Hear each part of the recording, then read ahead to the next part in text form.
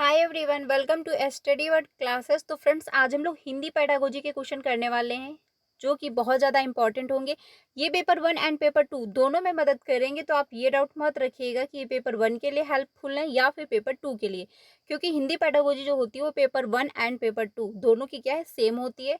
तो आप चाहे पेपर 1 की प्रिपरेशन कर रहे हो या फिर आप पेपर 2 की कर रहे हो, दोनों में आपको जो है मदद मिलेगी। ये जो क्लास है आपको डेली 3 बजे मिलती है, तो आप इसको डेली ज्वाइन कर सकते हैं। यहाँ पर हम लोग प्रीवियस के क्वेश्चन की प्रैक्टिस करते हैं। डेली आपको 3 बजे क्लास मिलती है, जो कि इसमें आपको सारे सब्जेक्ट के प्रीवियस के क्वेश्चन कराए जाते हैं। आप सीडीपी हो गया, मैथ है, हिंदी है, ईवीएस है, तो सारे सब्जेक्ट के आपको प्रीवियस के क्वेश्चन की प्रैक्टिस करवाई जाती है। 5 बजे की क्लास में हम लोग सोशल साइंस डिस्कस करते हैं, जो कि आपको चैप्टर वाइज क्लासेस भी मिलती हैं एंड साथ ही साथ प्रीवियस के क्वेश्चन की भी प्रैक्टिस हम लोग 5 बजे की क्लास में करते हैं। तो आप 5 बजे और 3 बजे दोनों क्लास ज्वाइन करिएगा। आपका पेपर 1 हो या फिर आपका पेपर 2 हो, दोनों अच्छे से क्वालिफाई हो जाएंगे, कोई प्रॉब्लम नहीं होगी। तो स्टार्ट करते हैं आज के जो क्वेश्चन है। चैनल पर पहली बार आए हो तो प्लीज़ वीडियो को लाइक करके चैनल को भी सब्सक्राइब कर लीजिएगा, सो दैट आपको सारी इन्फॉर्मेशन मिलती है टीचिंग से रिलेटेड एंड आपको क्लासेस भी मिलती हैं सीटेट की। तो चैनल को सब्सक्राइब कर लीजिएगा। स्टार्ट करते हैं आज के जो क्वेश्चन है। पहला है क्वेश्चन, इसमें बात कही गई है कि निम्नलिखित में से किसके अधिकार अधिकार मतलब अधिकाधिक अवसर मिलने से विद्यार्थियों के भाषा और साक्षरता विकास को बल मिलेगा, यानी कि भाषा डेवलपमेंट यानी लैंग्वेज डेवलपमेंट और आपका साक्षरता विकास जो है उस पर बल मिलेगा। तो पहला है, बच्चे पर बोझ डालें बगैर सीमित संसाधनों से। तो अगर आप बच्चों को सीमित संसाधन से इंक्लूड करवा रहे हो, सीमित संसाधन दे रहे हो, तो बच्चे का डेवलपमेंट अच्छा खासा नहीं हो पाएगा। क्योंकि अगर बच्चे को अगर अच्छे से आप डेवलपमेंट चाहते हो कि बच्चा जो है, बच्चे का चहुमुखी विकास हो पाए, तो आप बहुत सारे संसाधन का प्रयोग आपको करना पड़ेगा। तो ये आपका जो है फर्स्ट ऑप्शन वो गलत हो जाएगा। अगला है, सहज लेखन और वाचन के बहुविध तरीकों से। तो बिल्कुल सही बात है कि सहज लेखन यानी कि जो लेखन है वो सहज हो, अच्छा मतलब कि बच्चे की रियल लाइफ से कनेक्ट करता हो, सहज भाषा में हो, बच्चा समझ पाए, जिस पृष्ठभूमि से आया हुआ जो उसकी लैंग्वेज है वो चीज़ों को कनेक्ट कर पाए। ये नहीं कि बच्चे की जो मदर टंग वो हिंदी है बट आप लिखवा इंग्लिश में रहे हो तो बच्चा नहीं समझ पाएगा। सहज लैंग्वेज भी होनी चाहिए जो बच्चे अच्छे से समझ पाएँ। वाचन के विविध तरीकों यानी डिस्कशन के बहुत सारे तरीके होने चाहिए, बच्चे को जैसे समझ में आप वैसे इंक्लूड करोगे। तो ये आपका ऑप्शन जो है 2 ये सही हो जाएगा, क्योंकि सहज लेखन और वाचन के जो है बहुविध तरीकों से बच्चे का क्या होगा, भाषा और साक्षरता विकास को बल मिलेगा। आंसर जो है वो सेकंड ऑप्शन सही हो जाएगा। थर्ड जो है, जिन विद्यार्थियों का विकास पहले से अच्छा है उनके लिए गतिविधियों का अनुकूलन करेंगे। यानी जो बच्चे पहले से ऑलरेडी अच्छे हैं, उनका अच्छे से डेवलपमेंट हो रहा है, तो आप उनको जो है महत्व देंगे। बाकी जो बच्चों का डेवलपमेंट नहीं हो पा रहा है, अच्छे से वो लर्निंग नहीं कर पा रहे, तो आप उनको महत्वपूर्ण नहीं मानेंगे। तो ये कहना आपका गलत हो जाएगा, क्योंकि इंक्लूसिव एजुकेशन जो है वो ये कहती है कि सभी बच्चे को हमको क्या करना है, इंक्लूड करना है। अगला है पाठ अगला है, कक्षा में पठन कोना सृजित कर वहाँ पुस्तकें रखकर। यानी कि कक्षा में आप जो है एक कोना डिसाइड करेंगे जहाँ पर पठन की मतलब पाठन की जो पुस्तकें हैं पढ़ने के लिए आप उनको रखेंगे। तो ये कोई पॉइंट नहीं बनता। आंसर जो होगा इसमें आपका सबसे बेस्ट वो सेकंड ऑप्शन सही हो जाएगा। ठीक है, सेकंड ऑप्शन आपका सही हो जाएगा। अगले क्वेश्चन पे चलते हैं, क्वेश्चन नंबर 2 पे। क्वेश्चन नंबर जो 2 है इसमें बात कही गई है, अंजना व्याकरण की कक्षा के बारे में भ्रमित है, ठीक है, कि कैसे पढ़ाया जाए। आप उसे व्याकरण शिक्षण का कौन सा सर्वोत्तम तरीका सुझाना चाहोगे। यानी कि एक जो टीचर है वो भ्रमित है यानी कंफ्यूज है कि व्याकरण हम कैसे पढ़ाएं बच्चों को। तो व्याकरण पढ़ाने का कौन सा ऑप्शन जो है इसमें आपका बेस्ट होगा वो आपको चूज करना है। तो पहला है, व्याकरण के नियम कैसे बनते हैं इसकी व्याख्या करना। यानी जो व्याकरण है उसके नियम कैसे बनते हैं आप इसकी व्याख्या करोगे। तो आपको व्याख्या जो है वो नहीं करनी, क्योंकि बच्चे छोटे हैं। आप अगर लेक्चर दोगे, व्याख्यान करोगे, तो बच्चे निष्क्रिय रूप से सुन लेंगे और वो ज़्यादा ध्यान नहीं देंगे। ठीक है, अगला है, स्वाभाविक विमर्श के दौरान व्याकरण के नियमों को प्रस्तुत करना। तो बिल्कुल सही बात है, स्वाभाविक विमर्श यानी कि आप नेचुरल तरीके से बच्चों से डिस्कस कर रहे हो, बातचीत कर रहे हो, संवाद कर रहे हो, तो उसके दौरान आप जो व्याकरण के नियम है, जो रूल हैं, आप उनको क्या प्रस्तुत कर रहे हो, बातचीत करके बच्चों को समझा रहे हो। तो इससे क्या है, बच्चा अच्छे से समझ पाएगा, व्यवहारिक रूप से उसकी लर्निंग जो है वो बेहतर हो पाएगी, क्योंकि इसमें कोई प्रेशर नहीं रहेगा बच्चे पे कि हाँ हमको व्याकरण के रूल सीखने। आप व्यवहारिक रूप से नॉर्मल तरीके से विमर्श करके, बातचीत करके, डिस्कशन करके अच्छे से प्रस्तुत कर रहे हो, तो बच्चा जो है अच्छे से समझ पाएगा। आंसर जो होगा सेकंड ऑप्शन बेस्ट है। थर्ड ऑप्शन जो है, यदि व्याकरण में कोई अपवाद है तो सबसे पहले उसकी व्याख्या करना, ये भी आपका नहीं होगा, क्योंकि सबसे पहले आप उसमें देख रहे हो कि कौन सा अपवाद है, आप उसकी व्याख्या करोगे, पहले बच्चे समझ पाए कि नियम क्या है। ठीक है, ये भी नहीं होगा। व्याकरण की भूमिका व महत्व का वर्णन करना, यानी कि व्याकरण जो है वो कितनी महत्वपूर्ण है, उसकी क्या भूमिका, आप इसके बारे में पहले वर्णन करोगे, तो ये भी आपको नहीं करना है, ये बाद की बात है। आंसर जो होगा वो सेकंड ऑप्शन मच बेटर है, सेकंड ऑप्शन सही हो जाएगा। अगले क्वेश्चन पे चलते हैं। अगला है क्वेश्चन नंबर 3। इसमें बात कही गई है कि भाषा अधिगम के लिए सामग्री निर्माण का एक सिद्धांत कौन सा है, यानी कि भाषा अधिगम होना है, उसके लिए सामग्री निर्माण का कौन सा जो है सिद्धांत होगा। पहला है, प्रत्येक आयु वर्ग के लिए जटिल सामग्री का चयन किया जाना चाहिए, या फिर धीरे धीरे, या फिर सामग्री को धीरे धीरे जो है स्तरवार बनाना चाहिए, या फिर पाठ्य पुस्तकें अपने आप में पर्याप्त हैं, इसीलिए शिक्षार्थियों को और कुछ देने की ज़रूरत नहीं है, या फिर सामग्री बहुत ही सूचनाप्रद जो है होनी चाहिए। तो क्वेश्चन नंबर जो थर्ड है, इसका आंसर हो जाएगा 2, यानी कि सामग्री को धीरे धीरे आप स्तरवार बनाना चाहिए। क्योंकि क्या है, आपने देखा होगा जो बुकें प्रिंट होती हैं, क्लास 1 की मान के चलिए अगर बुक है, तो बच्चे के स्तर के अनुसार जो है बुकें भी प्रिंट होती हैं। ये तो नहीं है आपने देखा होगा कि क्लास 1 का बच्चा है, उसकी बुक जो है क्लास 5 की जैसे प्रिंट हो, ऐसा नहीं। यानी हर बच्चे के स्तर के अनुसार जो है बुकें भी प्लान की जाती हैं, उसी हिसाब से बुकें भी प्रिंट होती हैं। तो अगर आप लर्निंग अच्छी करवाना चाहते हैं, सामग्री निर्माण का कौन सा सिद्धांत होगा, तो सेकेंड ऑप्शन हो जाएगा कि सामग्री को धीरे धीरे आप स्तरवार जो है बनाना चाहिए। तो इससे क्या होगा, बच्चा जो है चीज़ें धीरे धीरे चीज़ों को कनेक्ट कर पाएगा। उसके जिस स्तर पर है बच्चा, आप उस स्तर पर उसको सिखा रहे हो, समझा रहे हो, अच्छे से लर्निंग करवा रहे हो, तो बच्चा चीज़ों को अच्छे से समझ पाएगा। अगर आप क्लास 1 का बच्चा है, अगर आप उसको क्लास 10th की बुक पढ़ा रहे हो, रीड करवा रहे हो, समझा रहे हो, तो क्या बच्चा समझ पाएगा? नहीं समझ पाएगा। बच्चा जिस स्तर का है उस हिसाब से बुकें प्लान होती हैं, और उसी हिसाब से टीचर को भी एक्टिविटी अपनी करवानी चाहिए, उसी हिसाब से लर्निंग जो है करवानी चाहिए। आंसर होगा सेकंड ऑप्शन, बाकी ऑप्शन जो है गलत हो जाएंगे। कि पाठ्य पुस्तक अपने आप में पर्याप्त है, यानी सब कुछ जो है पाठ्य पुस्तक नहीं होती है।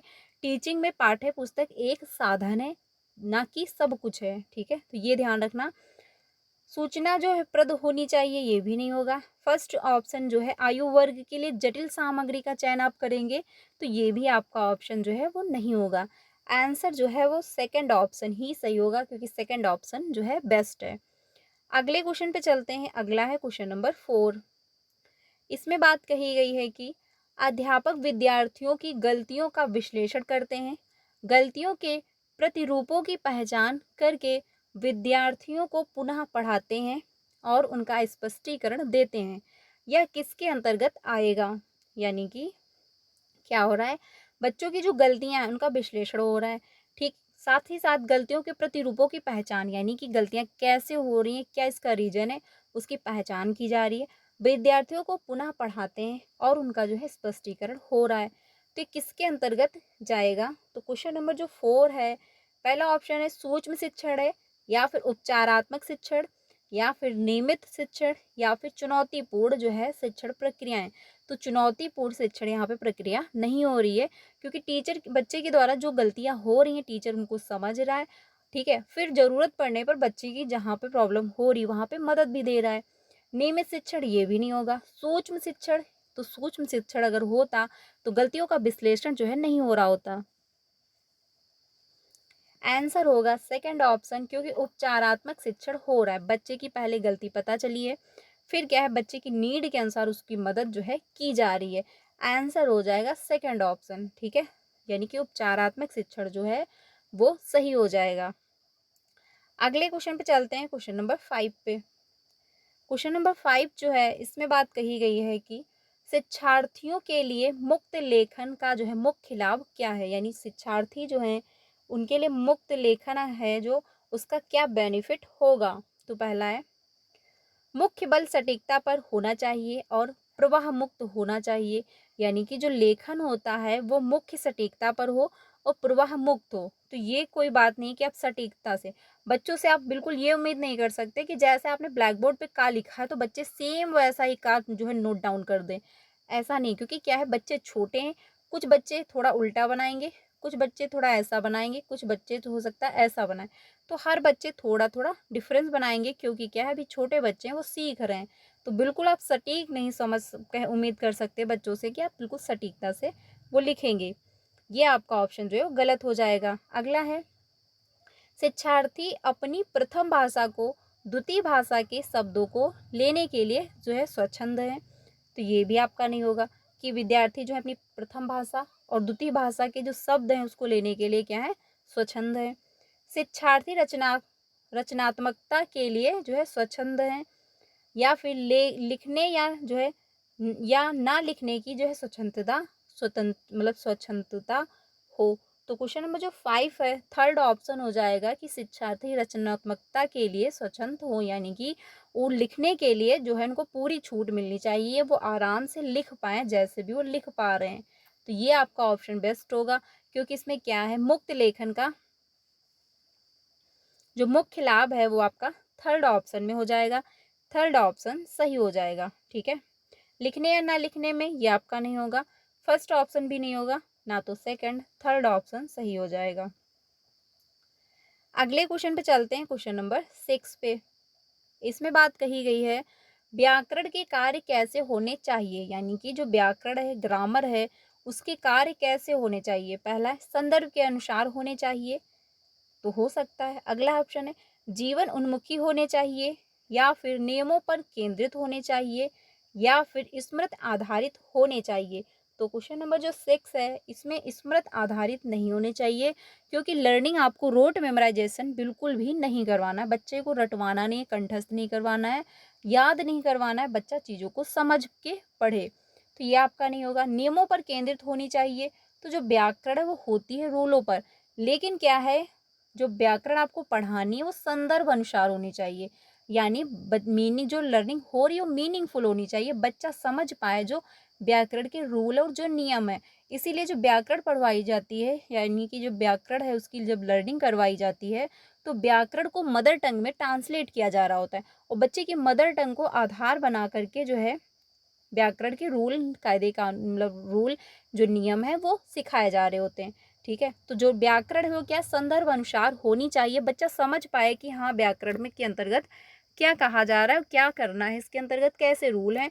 क्योंकि बच्चे की मदर टंग तो हिंदी है, बट वो सीख रहा है इंग्लिश, तो आधार तो बनाएगा हिंदी को ही। तो इसलिए बच्चे की मदर टंग को आधार बना करके हमको दूसरी लैंग्वेज सिखानी होती है, यानी ग्रामर जो है उसके रूल जो है, नियम जो है वो सिखाने होते हैं। आंसर फर्स्ट ऑप्शन हो जाएगा। जीवन उन्मुखी होने चाहिए, ये नहीं होगा।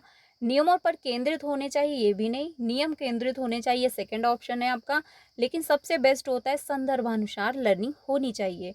आंसर फर्स्ट ऑप्शन सही हो जाएगा।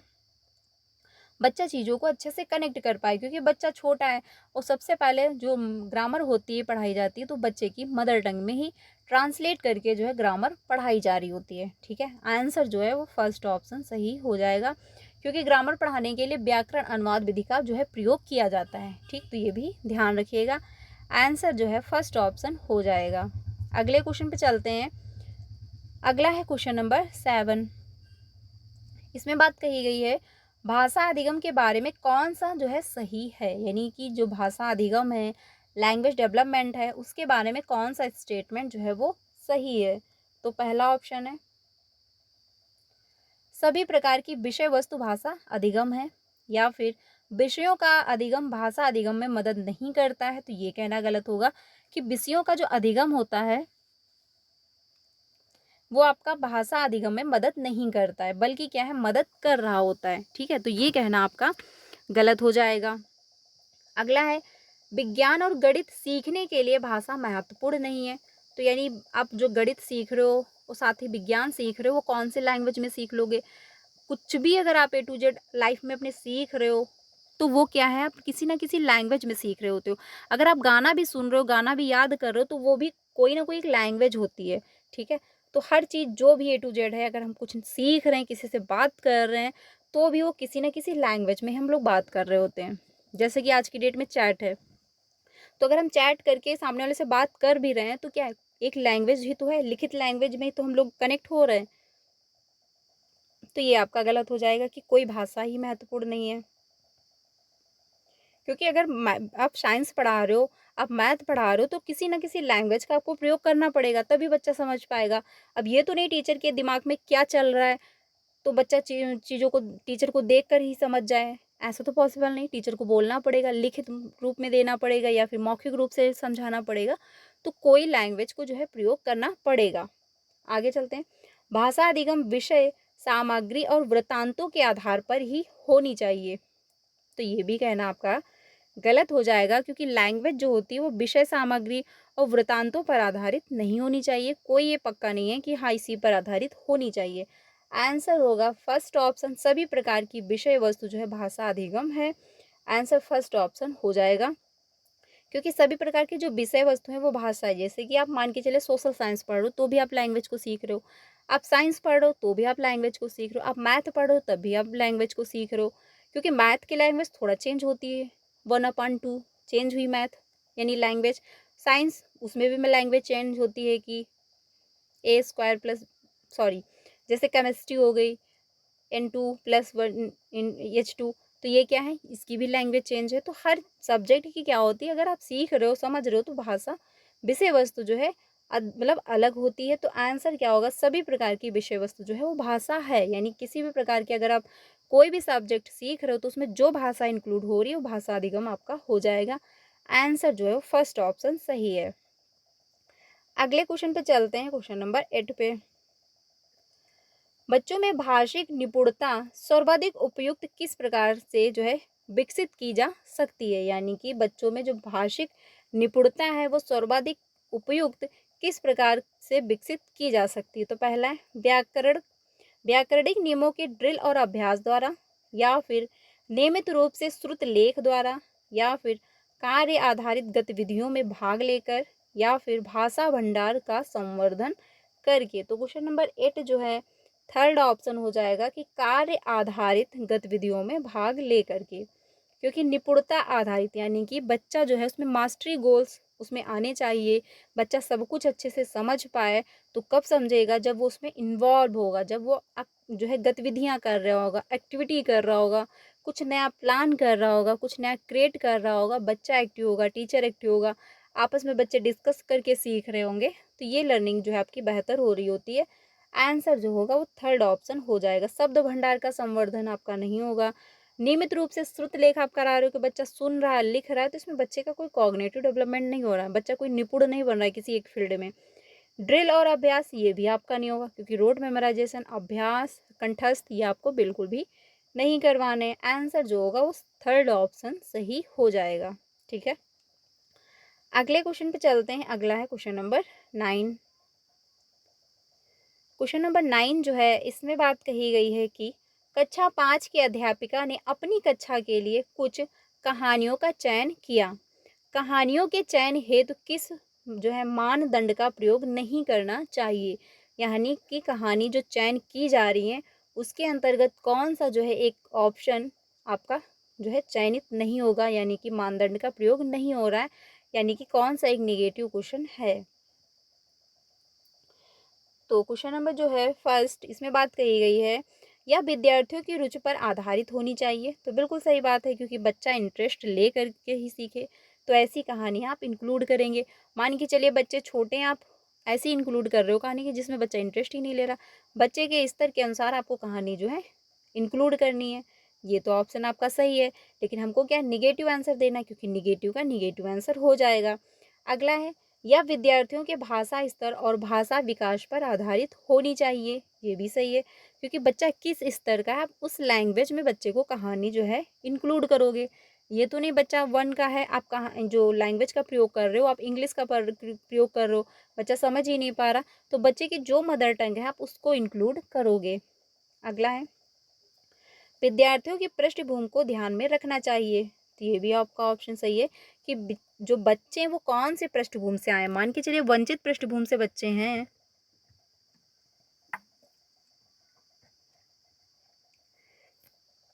वंचित पृष्ठभूमि से बच्चे हैं और लैंग्वेज को नहीं समझ रहे हैं, लैंग्वेज उनकी डेवलप जो है अच्छे से नहीं हुई है, और आप इंक्लूड कर रहे हो दूसरी लैंग्वेज जो बच्चे कभी सुने ही नहीं, समझे ही नहीं, तो क्या वो समझ पाएंगे चीज़ों को अच्छे से? नहीं समझ पाएंगे। तो बच्चे को ये भी आपको ध्यान रखना है कि बच्चा किस पृष्ठभूमि से, वो कैसे चीज़ों को समझ पाएगा, कैसे एग्जाम्पल दे जो वो समझ पाए। तो ये भी आपका ऑप्शन सही है। तो ऑप्शन आपका 4 ही बचता है, यही ऑप्शन आपका सही हो जाएगा कि चयनित की गई पुस्तकें भारतीय पृष्ठभूमि से होनी चाहिए, यानी कि पहले से फिक्स होनी चाहिए कि पाठ्य पुस्तक जो है कौन सी होंगी और भारतीय पृष्ठभूमि से होनी चाहिए। तो आंसर आपका 4 ऑप्शन होगा, क्योंकि निगेटिव का निगेटिव आंसर हो जाएगा। बाकी आपके ऑप्शन जो थे फर्स्ट, सेकंड, थर्ड, ये क्या थे? पॉजिटिव थे। बट हमको निगेटिव का निगेटिव आंसर देना था, इस वजह से 4 ऑप्शन सही होगा, क्योंकि 4 ऑप्शन आपका क्या है? गलत है। ठीक है, अगले क्वेश्चन पे चलते हैं। अगला है क्वेश्चन नंबर 10। क्वेश्चन नंबर 10 जो है इसमें बात कही गई है, अगर आपको अगर आप लोगों को मेरी आवाज़ क्लीन ना आ रही हो तो थोड़ा सा प्लीज़ एडजस्ट कर लीजिएगा, क्योंकि क्या है मेरी माइक जो थी वो ख़राब हो चुकी है, तो मैंने ऑर्डर किया है, आने में थोड़ा टाइम लगेगा, तो इस वजह से प्लीज़ थोड़ा सा एडजस्ट कर लीजिएगा, क्योंकि क्या है जो माइक थी वो ख़राब हो गई है, इसलिए मैं क्या है सीधे अपने मोबाइल से ही रिकॉर्ड कर रही हूँ। तो हो सकता वॉइस मेरी क्लीन ना जा रही हो या फिर सही से समझ में ना आ रहा हो। अगर थोड़ा बहुत मिस्टेक हो रहा है तो प्लीज़ थोड़ा सा एडजस्ट कर लीजिएगा। ठीक है, क्वेश्चन नंबर जो 10 है इसमें बात कही गई है, एक शिक्षार्थी अपनी पठन क्षमता का अपने जो है संज्ञानात्मक स्तर से एक चरण ऊंचे की अपठित पाठ्य सामग्री के जटिल विश्लेषण करके प्रदर्शित करती है या किससे जो है मेल खाता है, यानी कि एक टीचर है, बच्चे जो छोटे हैं उनके स्तर से एक स्टेप ऊपर उठा रही है। ठीक है, ऊपर एक चरण उठे हुए अपठित पाठ्य सामग्री के जटिल विश्लेषण को प्रदर्शित कर रही है, जो कि जटिल है यानी कि टफ है। तो कौन सा मेल खा रहा है? बोधगम्य निवेश है, या फिर बोधगम्य उत्पाद है, या फिर मॉनिटर परिकल्पना है, या फिर स्वाभाविक क्रम है। तो क्वेश्चन नंबर जो 10 है इसमें आंसर होगा फर्स्ट, यानी कि बोधगम्य आपका निवेश जो है वो सही हो जाएगा। ठीक है, बोधगम्य निवेश जो है ऑप्शन सही होगा। मॉनिटर परिकल्पना ये भी नहीं होगा, स्वाभाविक क्रम ये भी नहीं, ये भी नहीं। आंसर जो है वो फर्स्ट ऑप्शन सही है, क्योंकि टीचर बच्चे के स्तर के अनुसार, बच्चे का जितना डेवलपमेंट हो चुका है, बच्चे का संज्ञानात्मक डेवलपमेंट जिस स्तर पर है उससे क्या है एक स्टेप ऊपर उठा करके टीचर जो है विश्लेषण कर रही है। आंसर आपका जो है बोधगम्य निवेश होगा, क्योंकि बच्चा समझ ही नहीं पाएगा। बच्चा अपने स्तर पे, अगर बच्चे के स्तर पर अगर आप लर्निंग करवा रहे हो तो बच्चा समझ जाता चीज़ों को, लेकिन बच्चे के एक स्तर ऊपर उठा के कर रहे हो तो बच्चा समझ ही नहीं पाएगा। तो क्या है बोधगम निवेश हो जाएगा। अगले क्वेश्चन पे चलते हैं 11 पे। अगला है, इसमें बात कही गई है ये, जब हम अपने विद्यार्थियों को अधिकृत भाषा के साथ साथ दूसरे विषयों के माध्यम से भाषा सीखने के अवसर देते हैं तो यह जो है अवसर क्या कहलाएगा? तो पहला है भाषा एकीकरण, या फिर भाषा अर्जन, या फिर भाषा बोधगम्यता, या फिर भाषा समुच्चय पाठ्यक्रम में। तो आंसर क्वेश्चन नंबर जो 11 है इसमें 4, क्वेश्चन नंबर जो 11 है इसमें 4 ऑप्शन सही हो जाएगा कि भाषा समुच्चय पाठ्यक्रम में, क्योंकि बात कही जा रही है कि विद्यार्थियों को अधिकृत भाषा के साथ साथ दूसरे विषयों के माध्यम से भाषा सिखाने के अवसर देते हैं, तो ये जो अवसर क्या कहलाएंगे? तो भाषा समुच्चय पाठ्यक्रम होगा। आंसर आपका 4 ऑप्शन सही हो जाएगा। ठीक है, क्योंकि दूसरी लैंग्वेज के यानी दूसरी लैंग्वेज को सीखने का भी आप मौका दे रहे हो, बच्चे को अवसर दे रहे हो, तो इसमें क्या भाषा समुच्चय पाठ्यक्रम होगा। भाषा एकीकरण आपका नहीं होगा, ना तो भाषा अर्जन है, क्योंकि लर्निंग होगी। अगर आप दूसरी सब्जेक्ट दूसरी लैंग्वेज सीख रहे हो तो वो क्या है आप अर्जित नहीं कर रहे हो, बल्कि क्या कर रहे हो आप लर्निंग कर रहे हो, आप अधिगम कर रहे हो। ठीक है, अर्जन क्या होता है? आप नॉर्मल तरीके से अपनी मदर टंग को जिस भी आप इन्वायरमेंट में हो वहाँ के आप एक्वायर कर रहे हो। जैसे कि मान के चलिए अगर आप इंडिया में हो, आप भारत के हो, लेकिन आप इंग्लैंड भेज दिए गए जब आप 2 साल के हुए या फिर 3 साल के हुए, तो आप वहाँ की लैंग्वेज को एक्वायर कर रहे हो, तो वो आपकी मदर टंग हो जाएगी। जहाँ से भी जिस भी एनवायरनमेंट में रह करके आप नॉर्मल तरीके से वहाँ की लैंग्वेज को एक्वायर कर रहे होते हो, वो आपका अर्जन हो जाता है।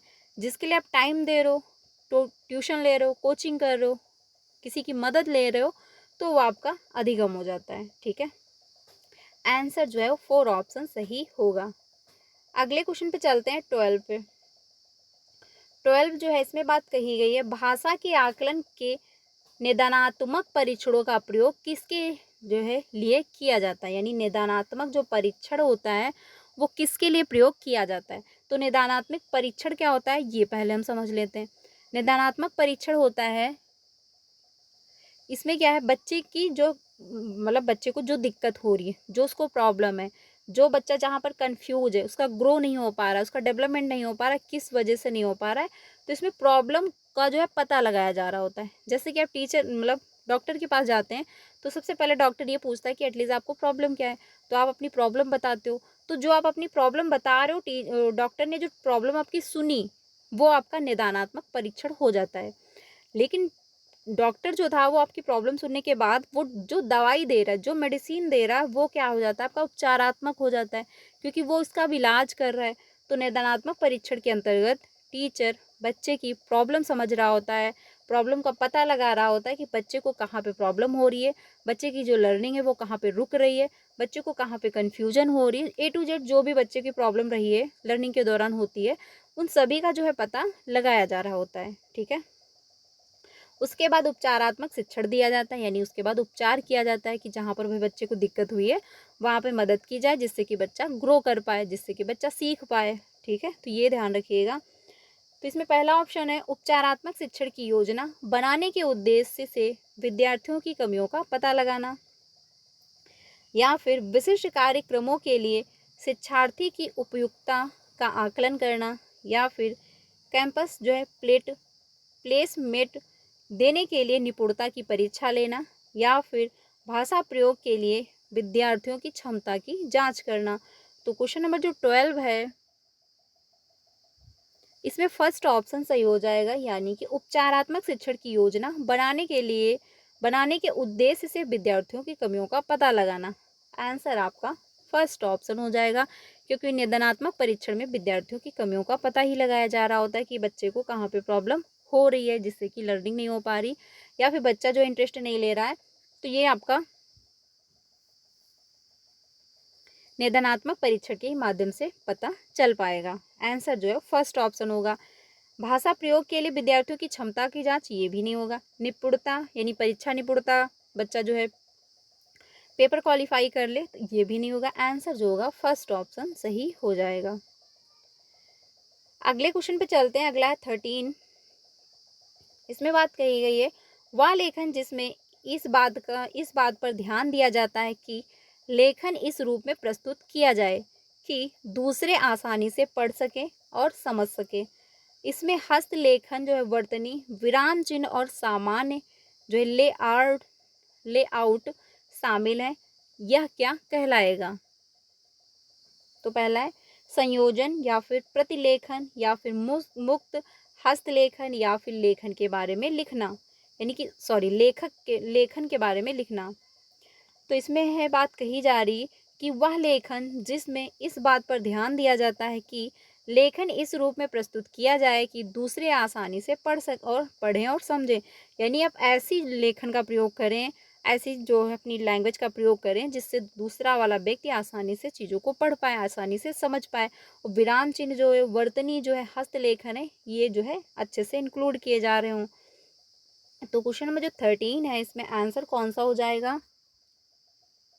इसमें आंसर जो होगा 2 ऑप्शन हो जाएगा, यानी प्रतिलेखन आपका ऑप्शन हो जाएगा। ठीक है, इसमें हस्तलेखन, वर्तनी, विराम चिन्ह और जो है सामान्य लेआउट शामिल होंगे, तो आपका प्रतिलेखन हो जाएगा।